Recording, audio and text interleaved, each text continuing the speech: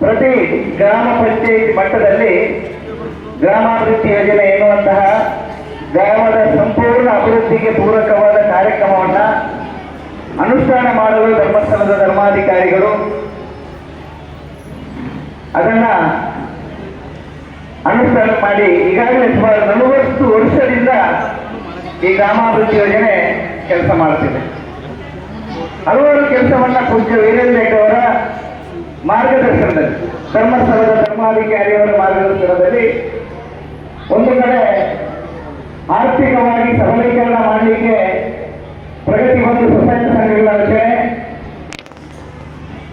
ಮಹಿಳೆಯರ ಸಬಲೀಕರಣಕ್ಕೆ ಜ್ಞಾನ ವಿಕಾಸ ಕಾರ್ಯಕ್ರಮ, ಸಮುದಾಯದ ಪರಿಸರದ ಸಬಲೀಕರಣಕ್ಕೆ ಕೆರೆಗಳ ಹೂಳೆತ್ತುವ ಕಾರ್ಯಕ್ರಮ, ಶುದ್ಧ ಕುಡಿಯುವ ನೀರು ಎನ್ನುವಂತ ಜನರಿಗೆ ಮುಟ್ಟಬೇಕು, ಸಮಾಜದ ಕಟ್ಟಕಡೆಯ ವ್ಯಕ್ತಿಗೆ ಮುಟ್ಟಬೇಕು ಈ ಕಾರ್ಯಕ್ರಮ ಎನ್ನುವುದಕ್ಕೆ ಕಾರ್ಯಕ್ರಮಕ್ಕೆ ಶುದ್ಧ ಘಟಕ ಎನ್ನುವಂತ ಕಾರ್ಯಕ್ರಮದಲ್ಲಿ ಘಟಕಗಳ ನಿರ್ಮಾಣ, ಕೆರೆಗಳ ಹೂಳೆತ್ತುವ ಕಾರ್ಯಕ್ರಮ, ಸಮಾಜದಲ್ಲಿ ನಿರ್ಗತಿಕರಿಗೆ ಅವರಿಗೆ ಒಂದು ಹೊತ್ತು ಊಟಕ್ಕೂ ಸಮ ಕಷ್ಟ ಇರುವಂತ ವ್ಯಕ್ತಿಯನ್ನು ಗುರುತಿಸಿ ಮಾಸಾಸನ ಎನ್ನುವಂತ ಹೆಸರನ್ನಿಟ್ಟು ಸುಮಾರು ರಾಜ್ಯದಲ್ಲಿ ಸುಮಾರು 35,000 ಮಂದಿಗೆ ಕೊಟ್ಟು ಇವತ್ತು ಮಾಸಾಸನ ಎನ್ನುವಂತ ಕಾರ್ಯಕ್ರಮ, ನಿರ್ಗತಿಕರಿಗೆ ಸೂರು ಇಲ್ಲದವರಿಗೆ, ಅವರಿಗೆ ಸಂಬಂಧಿಕರಾಗಿ ಯಾರು ಇಲ್ಲದವರಿಗೆ ಮಾತೃಶ್ರೀ ಹೇಮಾವತಿ ಎಂಬ ಅಮ್ಮನವರ ಹೃದಯದಲ್ಲಿ ಮೂಡಿ ಬಂದಂತ ಕಾರ್ಯಕ್ರಮ, ವಾತ್ಸಲ್ಯ ಕಾರ್ಯಕ್ರಮ, ಹೀಗೆ ಸುಮಾರು 32 ಕಾರ್ಯಕ್ರಮವನ್ನು ಸಮಾಜಕ್ಕೆ ಮಾಡುವಂತ ಕೆಲಸವನ್ನ ಧರ್ಮಸ್ಥಳದ ಧರ್ಮಾಧಿಕಾರಿಗಳು, ಸಂಸ್ಥೆಯ ಅಧ್ಯಕ್ಷರು ಮಾತೃಶ್ರೀ ಹೇಮಾವತಿ ಹೆಗ್ಡೆಯವರು, ನಮ್ಮ ಸಂಸ್ಥೆಯ ಕಾರ್ಯನಿರ್ವಾಹಕ ನಿರ್ದೇಶಕರು ಮಾಡಿಕೊಂಡು ಬಂದಿದ್ದಾರೆ. ಈ ಕಾರ್ಯಕ್ರಮದ ಜೊತೆಗೆ ಇಷ್ಟೆಲ್ಲ ಕಾರ್ಯಕ್ರಮ ಮಾಡುವ ಒಟ್ಟಿಗೆ ಸಮಾಜದಲ್ಲಿ ಇನ್ನೊಂದು ಭಾವದತ್ತ ಪಿಡುಕನ್ನ ದೂರ ಮಾಡಬೇಕು, ಅದನ್ನು ನಿಯಂತ್ರಣ ಆಗಬೇಕು ಎನ್ನುವಂತ ಕಾರ್ಯಕ್ರಮವನ್ನ ಆಗ್ಬೇಕು ಎನ್ನುವಂತ ಉದ್ದೇಶ ಇಟ್ಕೊಂಡು ಜನಜಾಗೃತಿ ಕಾರ್ಯಕ್ರಮವನ್ನ ಹುಟ್ಟುಹಾಕ ಕೆಲಸವನ್ನ ಪೂಜ್ಯ ವೀರೇಂದ್ರ ಹೆಗ್ಡೆಯವರು ಮಾಡಿದ್ದಾರೆ. ಬಹುಶಃ ಇವತ್ತೆಲ್ಲ ನಾವೆಲ್ಲ ನೋಡ್ತಾ ಇದ್ದೇವೆ.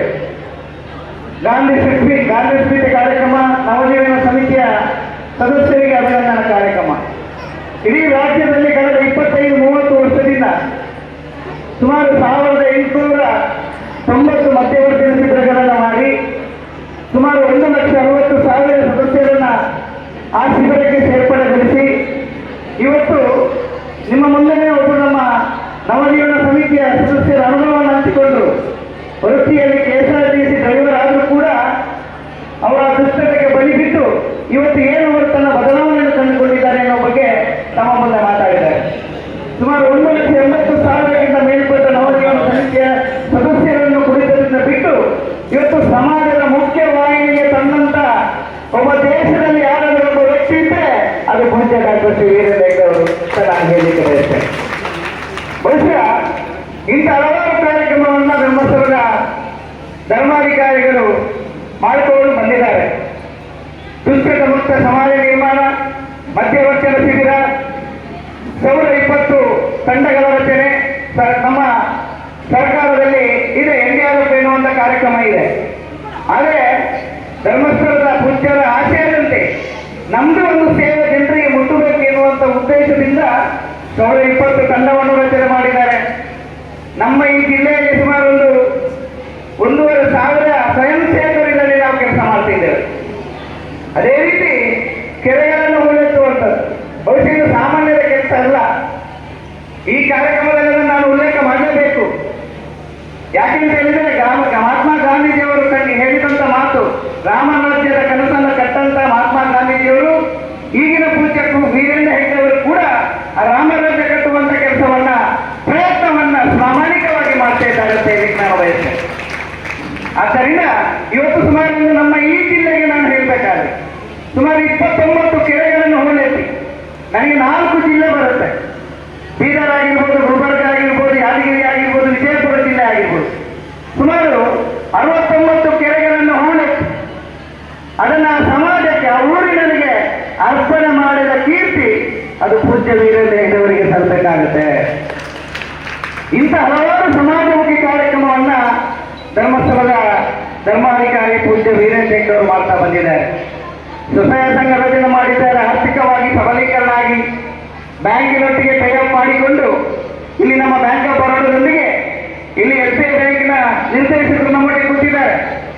ಇಡೀ ಕರ್ನಾಟಕ ರಾಜ್ಯದಲ್ಲಿ 7 ಬ್ಯಾಂಕ್ಗಳ ಒಪ್ಪಂದದೊಂದಿಗೆ ಅದರೊಳಗೆ ಸ್ವಸಹಾಯ ಸಂಘಗಳನ್ನು ಜೋಡಣೆ ಮಾಡಿ DC ಟ್ರಸ್ಟ್ ಮೂಲಕ ಇವತ್ತು ಸಂಘಗಳ ಖಾತೆಯನ್ನು ತೆರೆದು ಆ ಬ್ಯಾಂಕಿನ ಮೂಲಕ ಇವತ್ತು ಪ್ರಗತಿ ನಿಧಿ ಮೂಲಕ ಇವತ್ತು ಲಕ್ಷಾಂತರ ಕುಟುಂಬಗಳು ಬೇರೆ ಬೇರೆ ಆರ್ಥಿಕವಾಗಿ ಸಬಲೀಕರಣ ಮಾಡಿರುವಂತ ಉದಾಹರಣೆ ಇವತ್ತು ಗ್ರಾಮಾಭಿವೃದ್ಧಿ ಯೋಜನೆಯಲ್ಲಿದೆ. ಹೀಗೆ ಹಲವಾರು ಕಾರ್ಯಕ್ರಮವನ್ನ ಪೂಜ್ಯರು ಸಮಾಜಕ್ಕೆ ಕೊಡಮಾಡುವಂತ ಕೆಲಸ.